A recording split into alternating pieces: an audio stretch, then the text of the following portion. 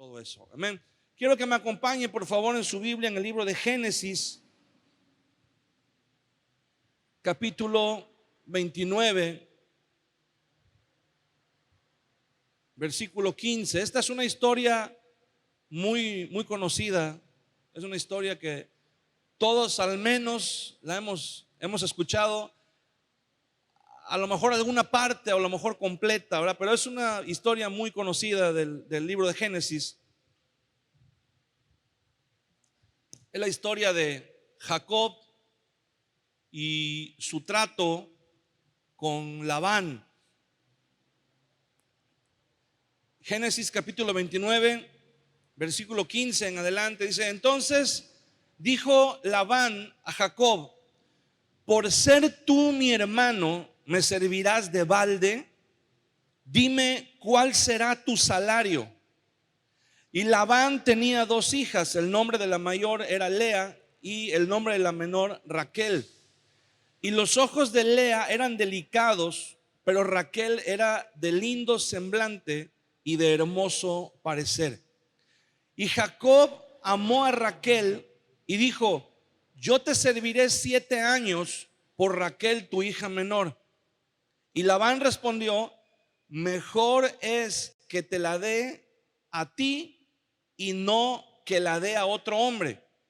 Quédate conmigo.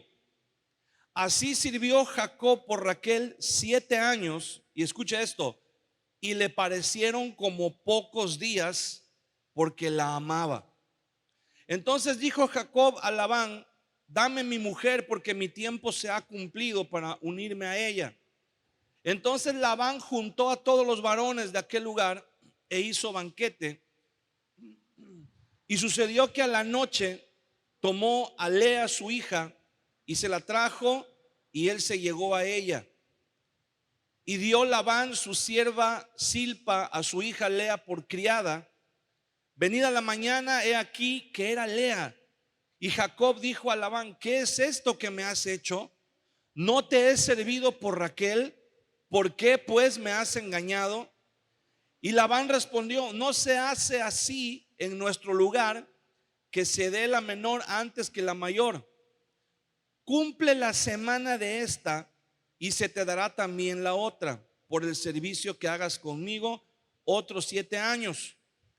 E hizo Jacob así y cumplió la semana de aquella, y él le dio a Raquel su hija por mujer. Y dio Labán a Raquel su hija, su sierva Bila, por criada. Y se llegó también a Raquel y la amó también más que a Lea, y sirvió a Labán aún otros 7 años. Vamos a orar. Señor, te damos gracias en esta hora porque eres bueno. Dios, te pedimos en esta mañana, Señor, que tu Espíritu Santo tomes el control en esta congregación. Cada corazón que está dispuesto, Señor, a escuchar tu palabra, a recibir tu palabra, pueda ser bendecido, pueda ser edificado, Señor. Te pedimos que a través de tu palabra, Señor, traiga sanidad a nuestra vida, traiga sanidad a nuestro corazón, Señor. Que podamos tener, Señor, un tiempo de refrigerio espiritual, pero también, Señor, que al salir de este lugar podamos poner por obra lo que hayamos recibido, lo que tú hayas hablado a nuestro espíritu, Señor. Te damos muchas gracias en el nombre de Jesús. Amén. Amén. Bueno, esta es una historia que bien podría ser la trama de una telenovela, ¿verdad? Tiene las características, tiene intriga, tiene romance, tiene mentira, tiene de todo un poco. Entonces está media rara, ¿verdad? Esta historia es, si la analizamos a fondo, vemos muchos detalles, incluso crueles en la historia. Todos conocemos la historia de Jacob, ¿verdad? Jacob huyó prácticamente de su casa por haber engañado a su padre, por haberse burlado, haber estafado a su hermano. y se fue con amenazas. Jacob era un joven que estaba interesado en lo que Dios había dicho de ellos, ¿verdad? Dios había hablado, su abuelo Abraham le había dado esa herencia espiritual a su padre, a Isaac, al padre de Jacob. Y este hombre Isaac pues les había hablado también a sus hijos de la herencia espiritual que había en ellos, en su familia. Y entonces la historia es que Esaú, que era el mayor, el que había nacido primero, menospreció el hecho de ser el primogénito y tener los derechos y tener la bendición. Y entonces Jacob vio ahí una oportunidad, aunque no era lo más ético, ¿verdad?, lo que hizo Jacob, pero a su favor podemos decir que Esaú había menospreciado la primogenitura mucho antes de que Jacob se apropiara de ella, mucho antes. Ahora, los métodos que usó no fueron los más ortodoxos, ¿verdad?, los más correctos, pero tomó esa bendición que su hermano había menospreciado y tuvo que irse un tiempo. Entonces llegó con Labán, que era su tío, era hermano de su mamá, y le dijo: mira, tuve que salir de mi casa, ¿verdad? Vine aquí, quiero estar aquí en tu casa, quiero trabajar contigo. Labán sabía, Labán era un hombre muy astuto. Labán era un hombre muy, podemos decirle, muy ventajoso. Quería sacar provecho de todo lo que estuviera a su alcance. Y entonces dijo: este muchacho que está aquí es el heredero de la bendición de Abraham. Entonces Dios dijo que lo iba a bendecir a él y a todos los que estuvieran a su alrededor. Entonces Labán, ¿verdad?, se dio cuenta de que Jacob se había enamorado de una de sus hijas. Y entonces le dice: bueno, está bien, yo te recibo, ¿verdad? Eres bienvenido, pero eres mi pariente. Dice: no te voy a explotar, no vas a trabajar de balde, no vas a trabajar conmigo de a gratis, por nada. Dice: ¿qué hay aquí o qué tengo yo que tú quisieras? Dime de lo que ves aquí, ¿verdad? Él ya sabía, eso lo hizo ya con la intención, él ya sabía que Jacob se había enamorado de su hija. Y entonces le dice: mira, ¿qué te parece si yo trabajo contigo 7 años? Ese era el tiempo en que una persona se comprometía a trabajar por un salario, por una recompensa justa. Y le dice: mira, ¿qué te parece si trabajo 7 años contigo y al final de esos 7 años me das a tu hija para que se case conmigo? Y entonces pues ya vamos a quedar todavía más emparentados, ¿verdad? De por sí eran parientes, eran familia. Y dice: vamos a quedar más emparentados. Y entonces Labán dice: mira, pero qué afortunado soy, qué suerte tengo. Claro, dice, de que mi hija se case con cualquier muchacho, ¿verdad?, de aquí. Hombre, que se case con el nieto de Abraham. Todo el mundo sabía quién era Abraham. Oh, qué honor, vaya, qué afortunado soy. Obviamente Labán no estaba siendo honesto con Jacob. Labán lo único que quería era beneficiarse, y la historia nos dice que se benefició. Al tiempo que Jacob estuvo ahí, se dio cuenta cómo Dios comenzó a bendecir lo que Jacob hacía. Todo el trabajo de Jacob, Dios lo bendecía. Y entonces Labán dijo: en estos 7 años, cuando ya se iban a cumplir los 7 años, Labán dijo: toda mi vida he trabajado. Vamos a suponer, ¿verdad? Esto no lo dice la Biblia, pero vamos a imaginarnos que Labán dijo: toda mi vida trabajé y apenas logré prosperar de cierta manera, pero estos 7 años que Jacob ha estado conmigo, no, hombre, me fui para arriba. Ahora soy uno de los hacendados más importantes, ¿verdad? Ahora soy uno de los hombres más acaudalados, más adinerados. Y dice, si esto fue 7 años, imagínate qué sería si yo pudiera retener a este muchacho aquí 7 años más.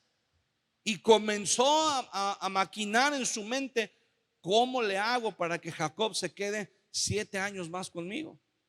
Y entonces él veía a Jacob, ¿verdad? Que no, hombre, trabajaba pero contento el Jacob, hasta cantando y chiflando. Trabajaba con el ganado en el campo, ¿verdad? En las siembras, y todo lo que él hacía, Dios lo prosperaba. Cuando llegó el tiempo que se tenía que casar con Raquel, Labán le puso una trampa. Labán le puso una trampa, ¿verdad? Lo engañó de tal manera que terminó casándolo con su otra hija, no con Raquel, sino con Lea. Y el argumento fue que Lea era la mayor. Ahora, todo apunta, le voy a explicar cómo sucedió esto. Todo apunta a que Lea y Raquel, al igual que Jacob y Esaú, eran hermanas gemelas. Entonces, Jacob y Esaú también eran gemelos, no eran gemelos idénticos, eran mellizos, pero eran muy parecidos físicamente. La diferencia más drástica que había entre ellos dos era que dice la Biblia que Esaú era velludo y Jacob no. Jacob no era tan velludo como su hermano. Y en base a eso, ¿verdad? Fue el engaño, porque cuando se presentó delante de Isaac, que ya casi estaba ciego, se puso la piel de un borrego, ¿verdad? La piel de un animal, y entonces cuando Isaac lo tocó, vio que estaba velludo. Entonces dijo, sí es mi hijo, sí es Esaú. De igual manera, todo apunta a que Lea y Raquel eran hermanas también, gemelas o mellizas. Deben de haber sido muy parecidas, muy parecidas, tanto que cuando Jacob las conoció a las dos, la única diferencia que Jacob encontró es que los ojos de Lea eran diferentes. Dice que los ojos de Lea eran delicados, pero no se refiere como algunos piensan que estaban enfermas. No, dice que cuando dice que los ojos de Lea eran delicados, se refiere a que eran unos ojos, ¿cómo podemos decirlo? Tal vez unos ojos muy hermosos, tal vez muy expresivos, ¿verdad? Hay personas que son muy expresivas con los ojos, con la mirada, o a lo mejor una mirada muy fuerte, ¿verdad? Muy impactante, muy penetrante. Pero esa fue la diferencia que Jacob pudo ver entre ellas, que dice que las dos eran bonitas. Raquel era, dice, muy hermosa, pero Lea tenía unos ojos muy delicados. La mirada de Lea era diferente, era muy especial. Y esa es la gran diferencia que Jacob encontró entre ellas. Entonces, lo más probable es que cuando llegó la noche de la boda, pues era un lugar oscuro. No había iluminación como el día de hoy, ¿verdad? Que tenemos luz eléctrica, se alumbraban con antorchas, pero aún así era oscuro. A eso sumémosle el gran parecido que había entre las dos, y que seguramente, como lo dictaba la tradición, ella traía un velo en la cara, traía un velo puesto en la cara. Y a eso súmele que durante la fiesta, pues el Jacob ya se había echado sus alipuses, entonces ya no andaba en sus 5 sentidos, ya estaba ahí a medias tintas. Y entonces no se dio cuenta hasta la mañana siguiente, cuando se despertó y se dio cuenta que lo habían casado con otra mujer que no era la que él quería. No era la muchacha de la que él estaba enamorado. No era la muchacha por la que él había trabajado 7 años. Y entonces fue a reclamarle, y el argumento que Labán utilizó era, podemos decirlo, ¿verdad? Es una tontería. Porque le dice, es que mira, no me acordaba de un pequeño detalle. ¿Qué crees? Que las costumbres de aquí, de esta tierra, es que la mayor tiene que salir. Y eso fue una, ¿cómo se dice? Un golpe bajo. Porque lo que Labán le estaba diciendo a Jacob es: en esta familia no somos como la tuya, porque tú, siendo el hermano menor, te brincaste las trancas, te brincaste al mayor. Dice: aquí no se hace así, aquí la mayor sale primero, aquí la mayor tiene que casarse primero y después la más chica.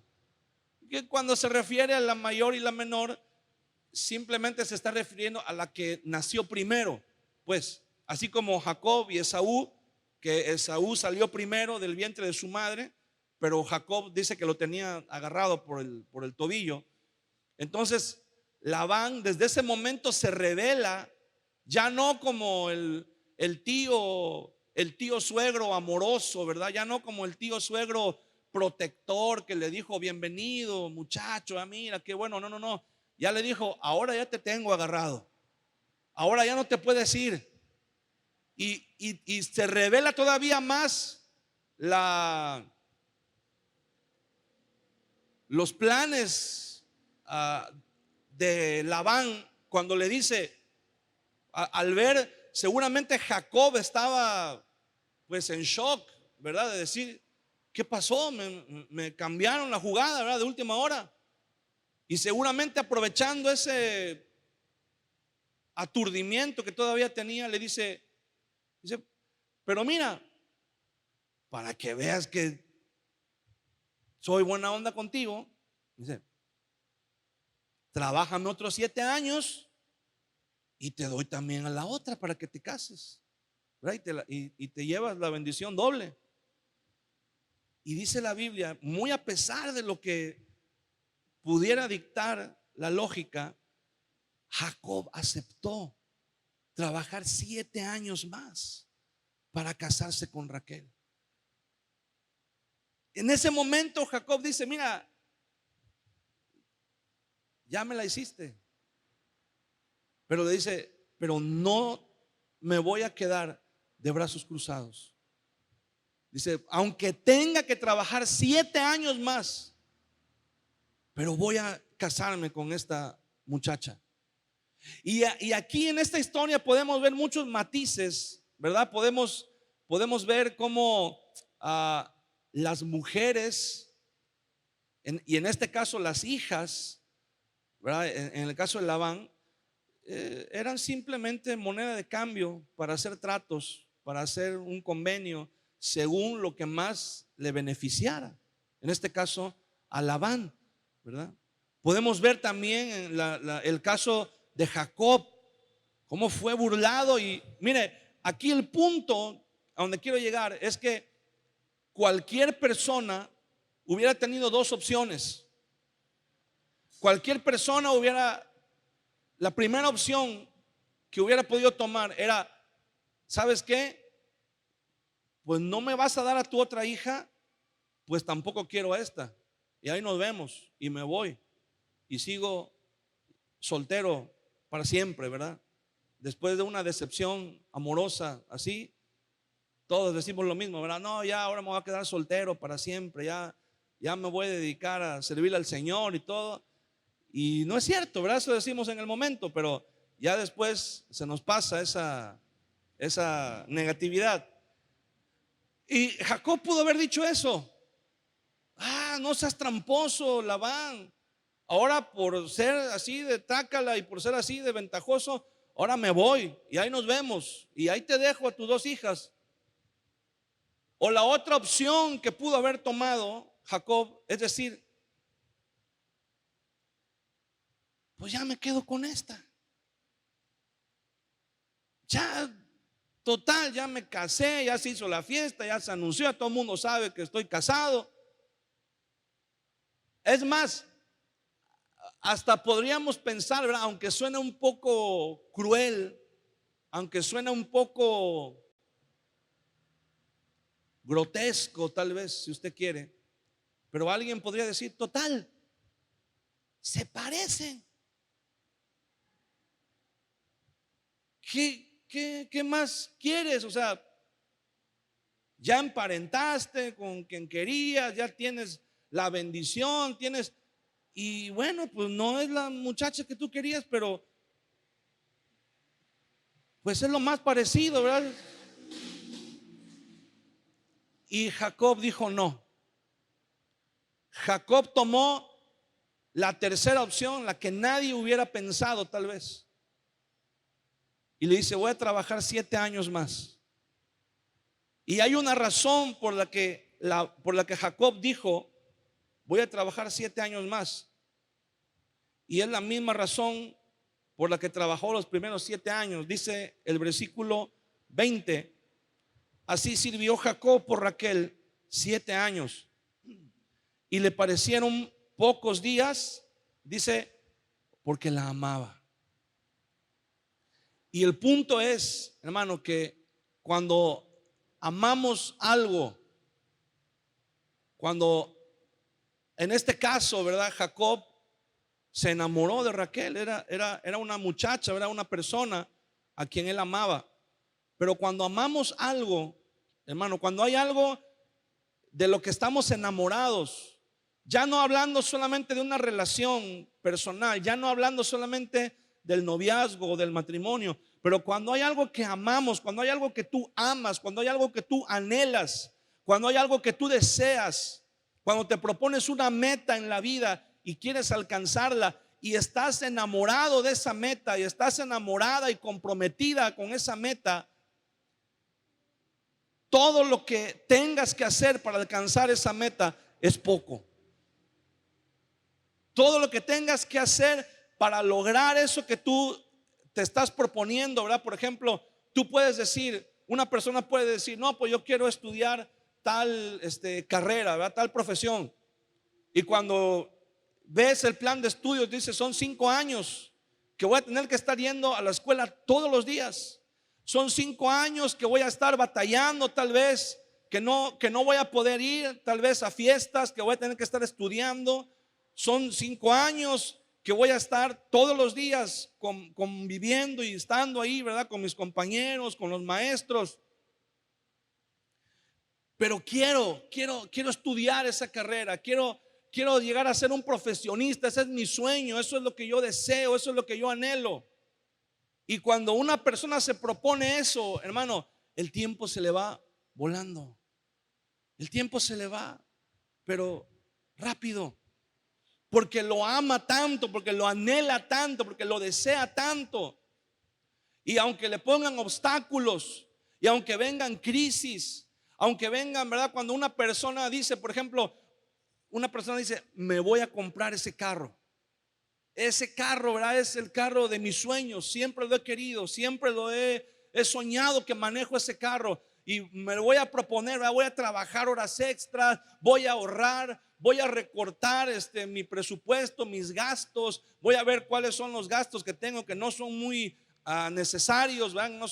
No son tan prioritarios y los voy a recortar porque voy a ahorrar. O cuando alguien dice, quiero mi casa, ¿verdad? Quiero comprar mi casa y voy a trabajar y voy a ahorrar, me voy a abstener, ¿verdad? No me voy a comprar otra cosa, voy a tratar de usar los zapatos hasta que ya la punta dé vuelta, ¿verdad? Así para atrás. No voy a ir a fiestas, no voy a comprarme el celular de lujo, ¿verdad? Voy a traer ahí un cacahuatito, voy a hacer todo lo posible por ahorrar cada centavo porque quiero mi casa, ¿verdad? Y entonces dice, comienza a trabajar y sueñas y te ves, te proyectas teniendo lo que deseas, ¿verdad? Y el tiempo, cuando tú amas algo, el tiempo se va rápido. El tiempo no es un obstáculo, los problemas no son un obstáculo.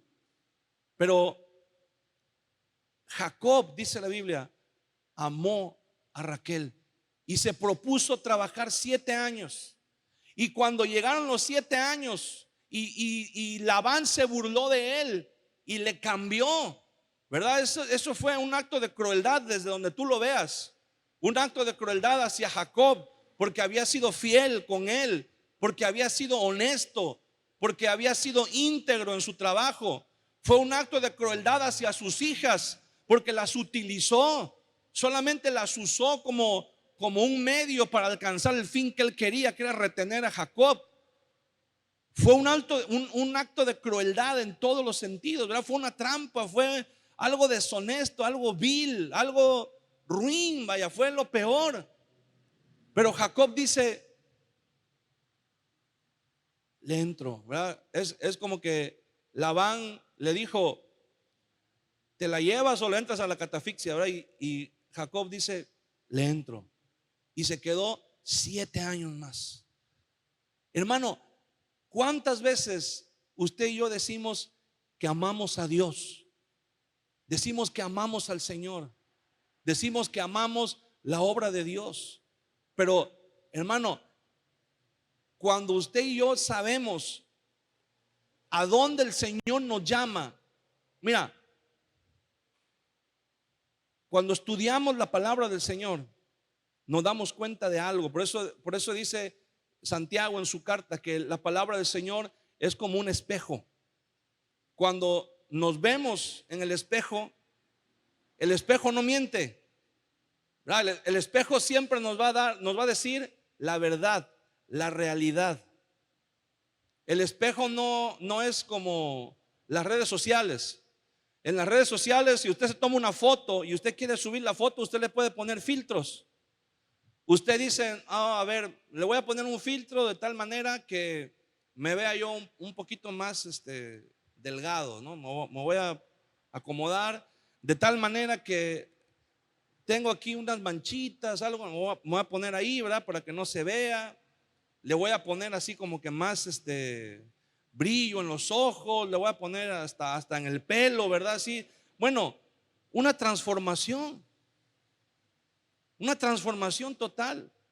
Que cuando tú ves el Facebook, tú dices, oye, mira, esta persona hasta se ve más joven. Y ya cuando lo ves en persona, tú dices, no, hombre, hace magia, ¿verdad? Los filtros de Facebook. Pero el espejo no.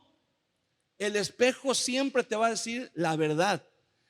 El espejo siempre te va a decir, este eres tú, esta es tu realidad. Esto es lo que la gente ve cuando te tiene enfrente. Este eres tú. Y ahí no podemos negociar con el espejo.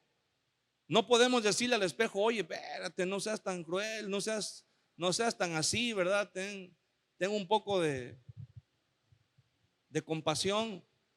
No, el espejo nos va a decir la verdad. Y si tú quieres, por ejemplo, una persona que dice, voy a hacer ejercicio, voy a ir al gimnasio, me voy a poner en forma, le voy a echar ganas, me voy a poner a dieta, pero no se mira en el espejo, ¿qué crees que va a pasar? No se va a dar cuenta, no va a enfrentar su realidad, ¿verdad? Cuando tú todos los días te miras en el espejo y dices, todavía no alcanzo el resultado que quiero, y vuelves otra vez, ¿verdad? Eso te motiva a que te enfoques en trabajar lo que tienes que trabajar. Entonces, cuando un cristiano lee la Biblia, hermano, te das cuenta, nos damos cuenta quiénes somos. Porque creemos que somos muy buenos, ¿verdad? Creemos que así como estamos bien. Y la Biblia dice, el apóstol Pablo dice en el libro de Efesios capítulo 4, hasta que todos lleguemos a la medida de la estatura del varón perfecto que es Cristo Jesús. Y le dice también a los filipenses, ¿verdad? Estando persuadido de esto, que el que comenzó en vosotros la buena obra, la perfeccionará hasta el día de Jesucristo. Y le dice a los romanos en el 12, renovaos en el espíritu de vuestro entendimiento para que comprobemos cuál es la voluntad de Dios, agradable y perfecta. Entonces, en la palabra de Dios, el Señor siempre nos dice que estamos en un proceso porque tenemos que llegar a una estatura, o tenemos que llegar a una talla, o tenemos que llegar a un punto, a una meta donde el Señor quiere que lleguemos. Pero cuando nosotros nos vemos en el espejo de la palabra de Dios, nos damos cuenta, ¿verdad? Y decimos, todavía me falta. Porque todos pensamos que somos buenos hasta que leemos la Biblia. Y cuando leemos la Biblia, y cuando la Biblia nos dice, oh, mira, y fulano de tal hizo esto y esto y esto, y al final pues Dios lo juzgó por esto, y tú dices, híjole, y pues yo más o menos así soy, ¿va? Me identifico con este personaje, y mira cómo al final, ¿verdad? Dios lo juzgó por eso. O cuando la Biblia vemos, ¿verdad? En la Biblia decimos, no, pues yo soy, ahí la llevo, ¿verdad? Porque hay gente peor, decimos, ¿no? No, hombre, el vecino, ese sí es malo. Yo ahí la llevo, ¿verdad? Yo paso con 6. Pero el vecino del nombre, ese sí es bien malo. Y cuando leemos la Biblia y nos dice, porque a veces creemos, ¿verdad?, que hay pecados que son más graves que otros. Pero cuando leemos la Biblia que dice que todos los pecados nos llevan al mismo destino, que es estar separados de Dios por la eternidad.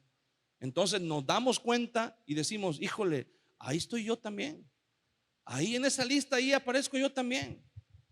Entonces decimos, no, Señor, ayúdame. Tengo que cambiar, tengo que ser transformado, tengo que ser diferente. ¿Qué es lo que tenemos que hacer? ¿Verdad? Decíamos, hace unas semanas estábamos compartiendo un tema y decíamos, ¿cómo le hacemos para desenamorarnos del mundo? Porque la Biblia dice, no améis al mundo ni las cosas que hay en el mundo, ¿verdad? Dice Santiago en la epístola. Porque todo lo que hay en el mundo no proviene del Padre, proviene del mundo. Y el mundo pasa y sus deseos, pero el que hace la voluntad de Dios permanece para siempre. Entonces, si nosotros amamos al mundo, dice la Biblia, el amor del Padre no está en él. Si alguno ama al mundo, el amor del Padre no está en él. Y entonces cuando leemos ese versículo, o al menos yo la primera vez que leí ese versículo, yo dije, estoy en problemas porque yo amo al mundo todavía. Todavía hay cosas de este mundo que yo amo. Hay cosas de este mundo que todavía me llaman, que todavía me mueven, como decimos, ¿verdad? El tapete. Que todavía representan una tentación, que todavía representan una debilidad. Todavía amo cosas de este mundo. Y entonces la Biblia dice que el amor del Padre no puede estar en mí, no puede ser perfeccionado en mí. Entonces, ¿qué es lo que tenemos que hacer? Señor, ya no quiero pecar. Dame que me dé asco el pecado. ¿Cómo te va a dar asco el pecado? El pecado no da asco. El pecado es algo que te seduce, algo que te atrae. El mundo no te va a tentar, el diablo no te va a tentar con algo que no te gusta. Al contrario, el diablo te va a traer, ¿verdad? El mundo te va a poner enfrente de ti lo que te llama, lo que te despierta el apetito, el instinto carnal, lo que te seduce. Y entonces decimos, Señor, ¿cómo le hago, verdad? Decía alguien por ahí, Señor, dame asco del pecado. Pues Dios no te va a dar asco del pecado. Eso no va a pasar. Entonces, ¿cómo vamos a dejar de amar el mundo? Bueno, la respuesta es, no te enfoques en dejar de amar el mundo. Enfócate en amar a Dios. Enfócate en amar más cada día al Señor. Porque dice la Biblia que el que teme, o sea, el que todavía tiene miedo de dejarse llevar por el mundo, dice, no ha sido perfeccionado en el amor, dice primera de Juan. Porque el perfecto amor echa fuera el temor. De donde el que no ha sido perfeccionado en el amor tiene temor, y ese temor lleva en sí castigo. Pero el que ha sido perfeccionado en el amor de Dios, dice que el perfecto amor echa fuera el temor. Cuando usted y yo amamos a Dios y estamos enamorados del Señor, no vamos a tener miedo de que, ay, y si mañana me invitan mis amigos y me gana la carne y me voy, o si mañana se me presenta no. Cuando usted ama a Dios, usted dice, no importa, Señor, yo te amo y mis pasos están encaminados hacia ti. Aunque vengan tentaciones, aunque venga esto, aunque venga, mira, una persona que está enamorada del Señor, un cristiano que está enamorado del Señor, dice, yo me comprometo con Dios. Dice, hermano, mire, necesitamos gente que le sirva al Señor. ¿Cómo ve? Necesitamos maestros de niños, necesitamos ujieres, necesitamos gente en la cocina, ¿verdad? Que sirva, necesitamos. Y hay gente que dice, ay, pero es que, ¿qué tal que me involucro en la iglesia y luego otra vez peco, ¿verdad? Luego otra vez me voy al mundo. Y hay gente que dice, no, incluso hay cristianos que dicen, yo no me he bautizado porque tengo miedo. ¿Qué tal que me bautizo y después me vuelvo a ir al agua? Bueno, dice la Biblia, no hemos sido perfeccionados en el amor. Porque cuando el amor de Dios comienza a perfeccionarse, decimos, Señor, tú cuenta conmigo. ¿Qué hay que hacer? ¿Hay que bautizarse? Me bautizo.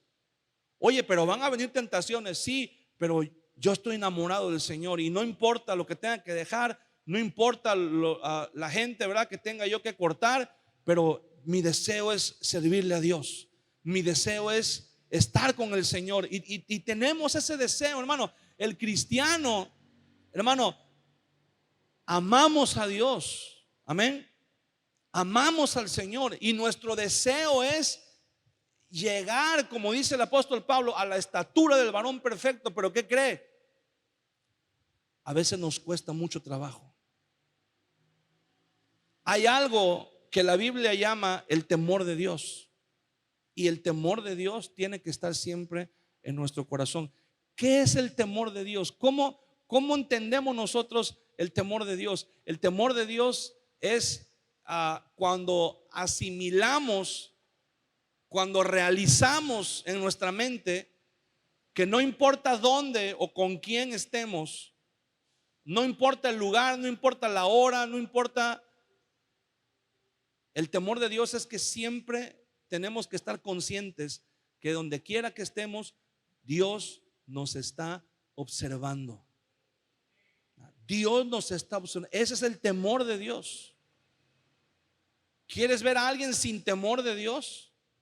Alguien que peca deliberadamente, alguien que va y dice, total, como si dijera, como, ay, Dios está volteando para allá, ahorita no me ve, hay que aprovechar, ¿verdad? Y cuando alguien tiene temor de Dios, viene una tentación, pero dice, no, el Señor me está viendo, ¿verdad? Que antes, pues las personas que se dedican a andar haciendo maldades en las calles, pues antes tenían cierta libertad para hacer sus cosas, ¿verdad? El día de hoy, cuando una persona va a hacer alguna maldad en la calle, ¿qué es lo primero que hace? Voltea a ver si no hay cámaras, porque ahorita ya hay cámaras por todos lados. ¿Por qué? Porque tiene temor de que alguien lo esté viendo, que alguien vea lo que está haciendo, ¿verdad? Que quede ahí grabado. Entonces, hermano, y si nosotros le hiciéramos lo mismo, si aplicáramos la misma técnica, cada vez que tenemos una tentación, volteemos y digamos, allá está la cámara. Y esa cámara, hermano, no falla. De día, de noche, no importa la distancia, no importa nada, es ahí estamos en la cámara. Dice la palabra del Señor, el salmista decía, ¿a dónde iré de tu espíritu? ¿A dónde iré de tu presencia? Si subiera hasta el cielo, ahí estás. Si bajara hasta lo más profundo del abismo, ahí estás. Si me fuera hasta el otro lado del mar, ahí estás. Ahí está tu espíritu. No podemos escondernos de Dios. Cuando aprendemos a vivir con temor de Dios, hermano, no importa si no te está viendo tu esposa, no importa si no te está viendo tu jefe, tu patrón, no importa si no te están viendo tus papás, tú sabes que Dios te está viendo. Y eso hace que te frenes, eso hace que te detengas y que digas, no puedo. Algo que siempre la gente pregunta, oye hermano, ¿y será pecado hacer esto? Mira, los jóvenes siempre preguntan, ay, ¿y será pecado hacer esto? ¿Y será pecado ver esto? Y una pregunta muy importante para ellos, mira, el primer filtro, lo primero que tienes que pensar es, eso que tú estás preguntando, si es bueno o si es malo, nada más hazte esta pregunta, ¿lo harías delante de tus papás? Y si la respuesta es no, entonces lo más probable es que no está bien. Lo más probable es que no es correcto, ¿verdad? Porque luego muchos jóvenes venían. Yo fui pastor de jóvenes por muchos años, y luego muchos jóvenes venían y me decían: ¿y a poco es pecado fumar? Si en la Biblia no dice nada de fumar, ¿verdad? ¿Es pecado fumar? Y le decía: bueno, ¿qué te parece? Ve y prende un cigarro ahí delante de tu papá. ¿Qué pasaría? No, pues me agarra cachetadas. Entonces, ahí está la respuesta. Si hay un parámetro, ¿verdad? Y si estás viniendo a preguntar, es porque tienes dudas. Desde el momento en que estás viniendo a preguntar, es porque hay algo adentro de ti que te está diciendo. Y la palabra de Dios dice: si tu corazón te reprende, mayor que tu corazón es Dios. Algo ahí te está poniendo el Señor, un filtro que te está diciendo: hey, no lo hagas, no lo hagas. Pero nosotros decidimos, y mucha gente, aún cristianos, deciden vivir sin el temor de Dios. ¿Y qué sucede? El camino hacia la meta, estamos hablando de que la meta es llegar a la estatura, ser lo que Dios nos ha llamado a ser. Hombres y mujeres santos, íntegros, que amamos a Dios, que le servimos a Dios porque estamos agradecidos con el Señor. Esa es la meta. La meta es llegar a ser, ¿verdad?, como Jesús nos llamó a ser. Y muchas veces decimos: sí, mira, yo estoy en la iglesia, voy a la oración, voy a las reuniones, voy a las actividades, sirvo en tal y cual ministerio. Pero a veces en el trayecto, hermano, se nos va haciendo pesado. A veces cuando arrancamos con todo. Pero como dicen por ahí, ¿verdad?, la carrera de servirle a Dios, la carrera de seguir al Señor, no es un sprint, ¿verdad?, de 100 metros planos. 100 metros planos, pues tú sabes que sonando la salida tienes que meterle con todo, porque es de velocidad, tienes que llegar antes. Pero servirle a Dios no es un sprint de 100 metros planos. Servirle a Dios es un maratón. Y ahí no importa lo rápido que arranques, ahí importa que mantengas el paso hasta llegar al final, que llegues a la meta, ¿verdad?, que te mantengas, que no te rindas en el camino, que no te lesiones en el camino. Y hay cristianos que al principio arrancan con todo. Hay cristianos que tú los ves, ¿verdad?, en sus primeros meses o incluso en sus primeros años de vida cristiana, y tú dices: no, hombre, este va a ganar el mundo para Cristo. Pero al rato, cuando lo vienes a ver, ¿verdad?, como el chocomil, al principio mucha espuma, pero ya después ya se le bajó. Y entonces ya cuando ves el vaso dices: oye, es bien poquito, pues era pura espuma. ¿Por qué? Porque en el transcurso de los años, en el transcurso de los días, de los meses, se nos va haciendo pesado. ¿Sabe por qué? Porque al principio nos deslumbramos, pero no estamos enamorados. Y como no estamos enamorados, no estamos comprometidos. Y el trayecto de esos, hablando simbólicamente, porque estamos hablando de Jacob, el trayecto de esos 7 años se nos hace pesadísimo. Se nos hace pesadísimo ese trayecto. Se nos hace interminable. Dice la Biblia que esos 7 años a Jacob se le fueron volando. Bueno, no dice así, pero eso es lo que nos da a entender, ¿verdad? Dice: se le hicieron como pocos días, porque estaba enamorado, porque estaba comprometido, porque amaba a esa muchacha. ¿Ah? Cuando tú y yo amamos a Dios, hermano, todo lo que tengamos que hacer por servirle a Dios se nos hace poco. Hermano, hay que venir a servir, hay que limpiar la iglesia, y ahí estamos temprano, ¿verdad?, hasta con nuestra escoba y nuestra cubeta, y: pastor, ¿a dónde le doy? ¿Qué hacemos? Hermano, mira, vamos a ir a evangelizar ahí y es el primero que llega: pastor, ya estoy aquí. Hermano, mira, que vamos a ir a tal actividad, o vamos a ir a tal, y es el primero que se apunta. Son los primeros que se apuntan, son los primeros que dicen: sí, amén, pastor. Y cuando va pasando el tiempo, de repente tú dices: ¿y el hermano dónde está? El que estaba, que siempre servía, el que siempre estaba dispuesto, el que siempre estaba ahí, que todo el mundo tenía que ver con él, ¿dónde está? Se le apagó el fuego, se le acabó la chispa. ¿Por qué? Porque no estaba enamorado, estaba emocionado. Y la emoción se pasa. La emoción se pasa como la espuma, se baja.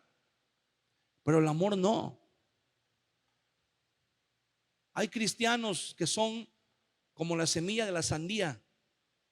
¿Sí? Cuando usted come sandía, ¿verdad? Y escupe las semillas, hay cristianos que son como la semilla de la sandía. Usted agarra la semilla de la sandía así con 2 dedos y apriétela.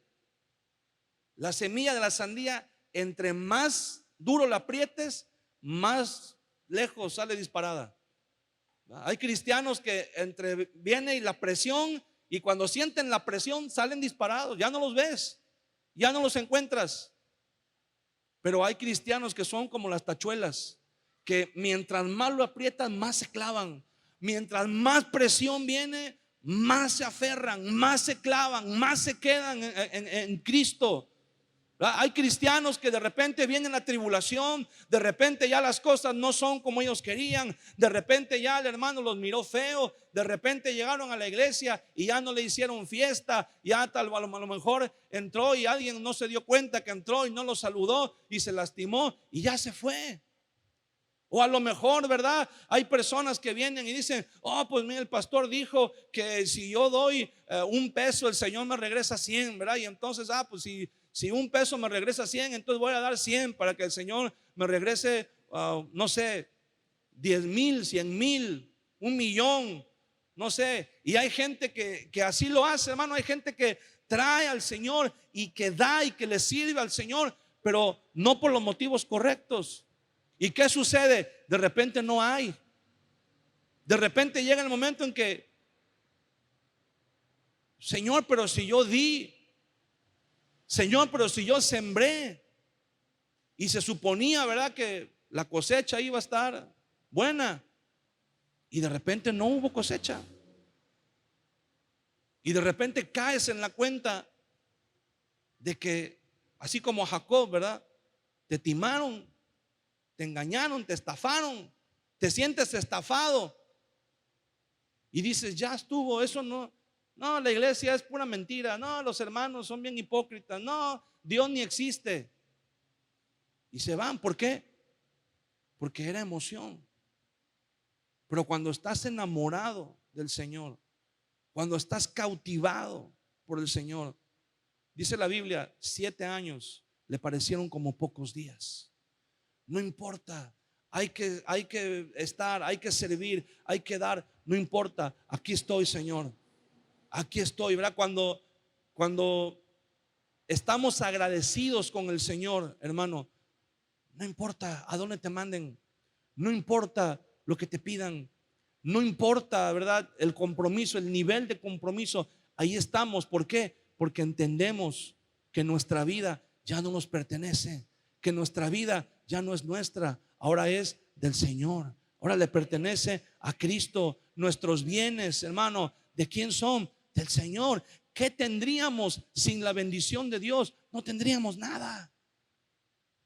No tendríamos nada. Hay muchas veces, ¿verdad?, que decimos: ay, Señor, pero es que el domingo es el único día que me puedo parar tarde, y mira, Señor, en la iglesia pues no hay clima y todas las cosas, y pues a veces, ¿verdad?, decimos: ay, Señor, pero es que hay gente que se va a la iglesia hasta porque las sillas no son cómodas. Hay gente que se va a la iglesia y mira, a veces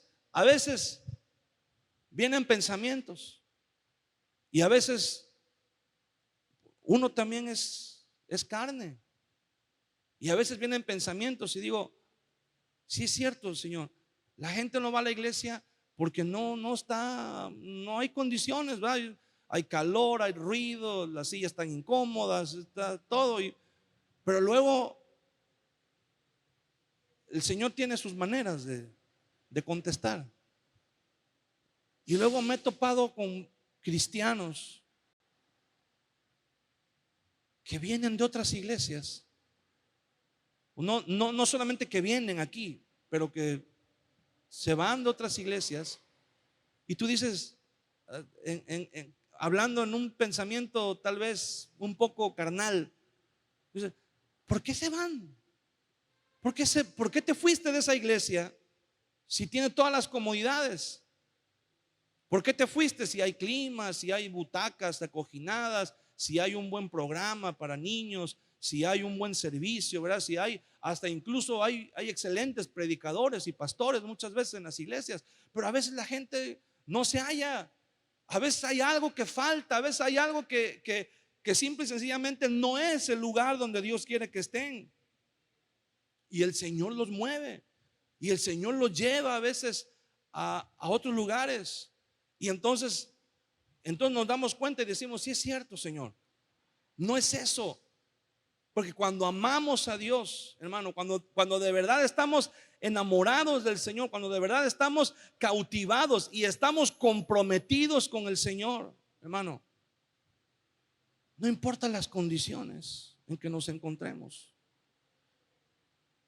Yo he visto iglesias, hermano, en el monte, en el campo, sin sillas, y donde la gente tiene que llevar su propia silla a la iglesia todos los domingos, o a veces ni siquiera tienen sillas, a veces llevan un pedazo de tronco o una cubeta y ahí se sientan a escuchar la palabra de Dios. Me ha tocado visitar congregaciones que están dentro de una cárcel, dentro de una prisión, y ahí está la gente, y no los dejan tener equipo de alabanza, no los dejan tener nada, no tienen un lugar fijo. Tienen sus reuniones luego en el patio, o tienen sus reuniones luego hasta en los lugares más ahí feos que usted se puede imaginar, donde el púlpito son 3 rejas de tomate que están ahí una amarrada encima de la otra, donde las bancas también a veces no hay ni dónde sentarse, la gente se sienta en el piso, hermano, y la gloria de Dios se manifiesta en ese lugar, y la presencia de Dios se derrama en ese lugar. Porque cuando estás comprometido con el Señor, cuando tú amas a Dios, tú dices, no importa el lugar, no importa las circunstancias, no importa ni siquiera en qué condiciones estamos nosotros. No importa, ¿verdad? Muchas veces servimos a Dios y adoramos a Dios y amamos a Dios cuando todo está bien, cuando estamos sanos, pero a veces vienen enfermedades, a veces vienen situaciones en nuestra vida que no podemos controlar. Y eso nos va a separar de Dios.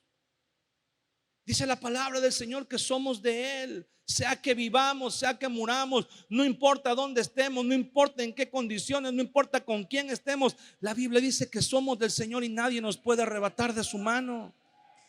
Y esa es la promesa más grande que tenemos de parte de Dios.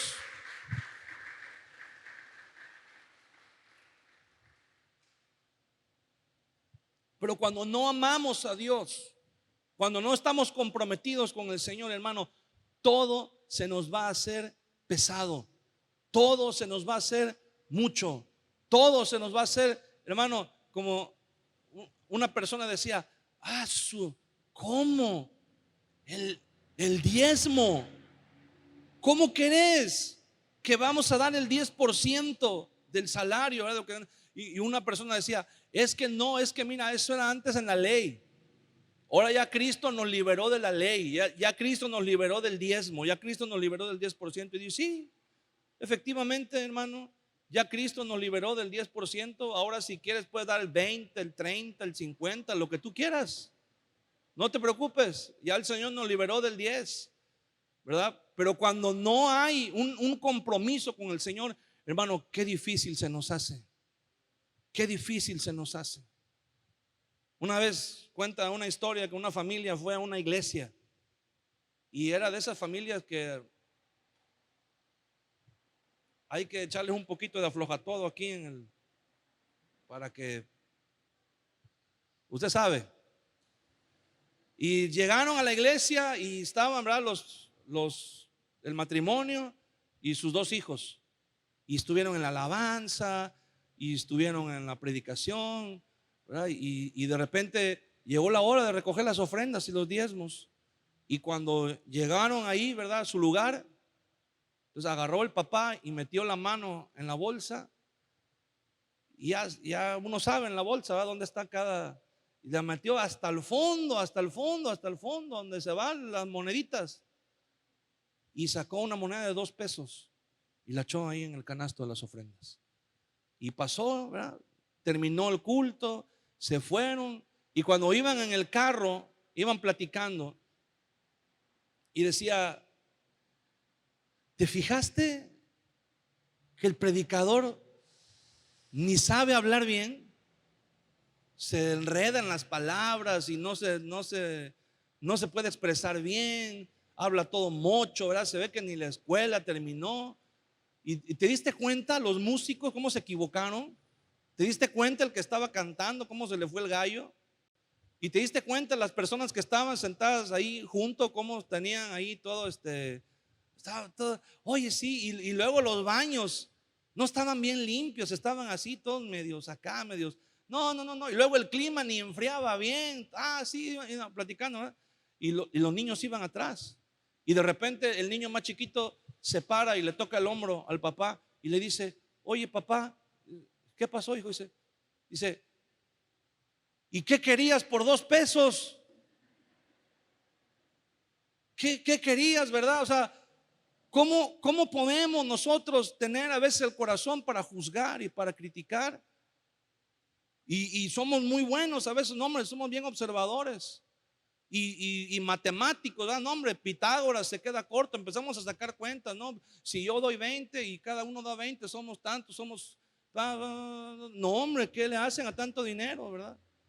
Pero cuando andábamos en la parranda, no sacábamos cuentas. Cuando andábamos en la parranda y si ya veíamos que el ambiente medio se apagaba, decíamos: no, pues yo pongo un pomo, ¿verdad? Yo pongo y yo coopero con tanto y yo pongo tanto y esto, y no sacábamos cuentas. Ahí no sacábamos la calculadora. Pero ahora con el Señor, ahora sí. No, espérate, es mucho. Y a veces, hermano, se nos hace pesado. Cuando una persona ya no está enamorada del Señor y tú le pides que sirva, hermano, venga, ayúdenos, necesitamos que alguien sirva en la cocina, necesitamos que alguien sirva con mujer. ¿Y sabes qué es lo primero que hace la persona? Bueno, pues sí, yo voy a servir, pero aquel hermano, mira, está sentado y también ya tiene tiempo que está en la iglesia, ¿y por qué no sirve? Y la otra hermana también, mira cómo llega tarde. Y el otro hermano también, mira, yo no lo veo que haga. Y comenzamos a fijarnos en los demás. ¿Sabes por qué? Porque el problema no son los demás. El problema es que tú ya no estás enamorado del Señor. El problema es que tú ya no estás comprometido con Dios. Y por eso se te hace pesado. Y por eso se te hace algo difícil de llevar. La Biblia dice que Jacob trabajó 7 años para casarse con Raquel y le parecieron como pocos días. Y después dice que cuando fue engañado, tuvo que trabajar otros 7 años y los trabajó también. Y después que se casó con Raquel, ya se había casado con las dos, dice la Biblia, trabajó otros 7 años más ahí con Labán. Trabajó en total 21 años. Y durante esos 21 años, Labán lo estafó, le robó. Dice la Biblia, si usted lee la historia completa, cuando Jacob habla con Lea y con Raquel y les dice: ya es tiempo de que nos vayamos porque su padre me ha utilizado. Cuando yo llegué aquí, él no tenía mucho, pero cuando llegué yo aquí, Dios lo prosperó, Dios lo bendijo. Y en vez de que él fuera bueno conmigo y me bendijera, todo lo contrario, dice, me cambió el salario 10 veces. Me engañó, me cambió el sueldo. De repente, cuando le iba bien, le decían: oh, mira, te voy a pagar tanto, nos vamos a ir a la parte, te vas a llevar un porcentaje de las ganancias. Y ya cuando llegaba la hora de recoger la paga, decía: oh, ¿qué crees? No nos fue tan bien como yo pensaba. Y mira, te dije que te iba a pagar tanto, pero en realidad, mira, te voy a pagar, pero ya no. Y dice a Jacob: me cambió el salario 10 veces. Lo engañó, le dijo: mira, vamos a hacer una cosa, Jacob, de todas las ovejas, las que nazcan blancas van a ser tuyas y las que nazcan pintas van a ser mías. Y dice la Biblia que la mayoría nacían blancas, Y cuando Labán veía que la mayoría nacían blancas, llegaba y decía: ¿qué crees, Jacob? Mira, vamos a hacerlo al revés. Mejor las blancas son mías y las pintas son tuyas. Y así lo engañaba, cada rato lo estafaba. Y sin embargo, a pesar de esos engaños, a pesar de esas estafas, a pesar de todos los tropiezos, todas las trampas que Jacob le puso, que Labán, perdón, le puso a Jacob en el camino, Jacob permaneció firme. Jacob continuó haciendo lo que hacía por una sola razón: porque amaba a su esposa, amaba, estaba comprometido. Y hermano, a veces nosotros nada más porque no pasó el camión a la hora que tenía que pasar, ya no voy a la iglesia. Porque no cayó el melate, el número que yo quería, el número que yo compré, ya no voy a ir a la iglesia. Porque llegué y el hermano no me saludó, o el hermano ya no voy a la iglesia.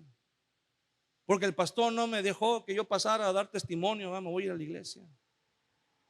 O por cualquier cosa que sentimos que nos sucede. Y el problema no es que no vengamos a la iglesia. El problema es que en realidad lo que está detrás es que no estamos enamorados del Señor. No estamos lo suficiente, porque imagínense, Jacob, quiero que se ponga de pie conmigo un momento, por favor.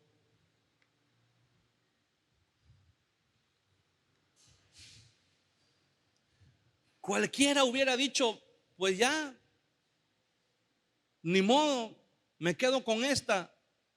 Pero Jacob dijo: no, me quedo 7 años más, pero de que me llevo la que yo quiero, me la llevo. Y muchos de nosotros, hermanos, somos como decíamos hace un momento, ¿verdad? El ejemplo de la dieta y del gimnasio. No quiero que piensen que estoy aventando una indirecta a nadie, ¿verdad? Pero a veces decimos: no, hombre, me voy a meter al gimnasio y le voy a dar la dieta con todo, y de aquí a 3 meses ya voy a estar como Schwarzenegger, ¿verdad? Así. Y pasan los meses y te ves en el espejo y dices: el gimnasio no sirve. La dieta, se me hace que yo no tengo, mi cuerpo no está así para dietas. No, se me hace que yo ya no tengo remedio, ya. Y nos desanimamos. A veces tenemos 2, 3 meses, 6 meses, 1 año, 2 años, o no sé cuántos años en la iglesia, y de repente viene el diablo y te dice en el oído: ¿y de qué te sirve tanto tiempo que has estado en la iglesia si sigues siendo el mismo mediocre, sigues siendo el mismo pecador, sigues siendo el mismo rufián, sigues siendo el mismo delincuente, sigues siendo el mismo alcohólico, sigues siendo el mismo loco, esquizofrénico, sigues siendo el mismo hombre iracundo, ¿verdad? Y a veces le prestamos oídos al diablo y decimos: sí, es cierto, pues ya me tocó ser un cristiano mediocre, pues ya ni modo, ya, total, el Señor así me ama, así como soy, así me acepta el Señor. Nos quedamos con la primera, nos quedamos con Lea y decimos: pues total, se parece a la que yo quería. No es, pero se parece. Decimos: no soy el cristiano que yo me imaginé en un principio que iba a ser, pero pues me parezco. Agarro mi Biblia el domingo, me pongo mi camisa y, bueno, antes, ahorita ya no se usa, pero antes decíamos: me pongo la corbata y la Biblia el domingo y parezco cristiano. No soy, pero parezco. Pongo mis alabanzas para que los vecinos oigan, ¿verdad? Que tengo las alabanzas. Le pongo ahí al carro la calcomanía para que vean los que van atrás de mí que ahí va un cristiano, ¿verdad? En su carro. Un día iba una patrulla en la calle, ¿verdad? Y detuvo un carro. Dice: hey, deténgase, lo voy a llevar a la cárcel por robo de auto. Y dice: no, señor, está usted confundido. Yo no me robé este carro es mío. Y dice: disculpe usted. Dice: lo que pasa es que atrás trae usted una calcomanía que dice Cristo vive. Dice: pero quiero que me diga usted dónde vive, porque por la manera que usted maneja, yo pensé que usted se había robado el carro de un cristiano. Se va usted peleando con medio mundo. Le va usted cerrando a medio mundo. Entonces yo dije, este le robó el carro a un cristiano. No somos tal vez el cristiano que debemos ser. Pero la pregunta es, ¿te vas a conformar? ¿Te vas a quedar con la Lea? ¿Vas a decir, pues ya me quedo aquí, pues ya ni modo, peor es nada? ¿Te vas a quedar? ¿O vas a decir, no, Señor, yo voy a trabajar, no importa que me tome otros 7 años? Es más, no importa que después me tome 7 años más, pero voy a tener lo que tu palabra dice que debo tener. Voy a ser el cristiano que tu palabra dice que debo ser. Voy a ser el esposo, voy a ser la esposa que tu palabra dice que debo ser. No me voy a rendir, aunque el diablo venga, aunque mi misma carne, mi misma mente me diga que estoy perdiendo el tiempo, aunque mi misma mente me diga que las oraciones no funcionan, aunque la carne me diga, ¿verdad?, que no voy a pasar de aquí, que siempre voy a ser un cristiano mediocre. Pero no, Señor, yo me aferro, yo aquí me quedo, yo aquí voy a estar, yo aquí voy a trabajar 7 años o lo que tenga que trabajar, pero yo voy a tener lo que debo de tener. Yo voy a ser el cristiano que debo ser.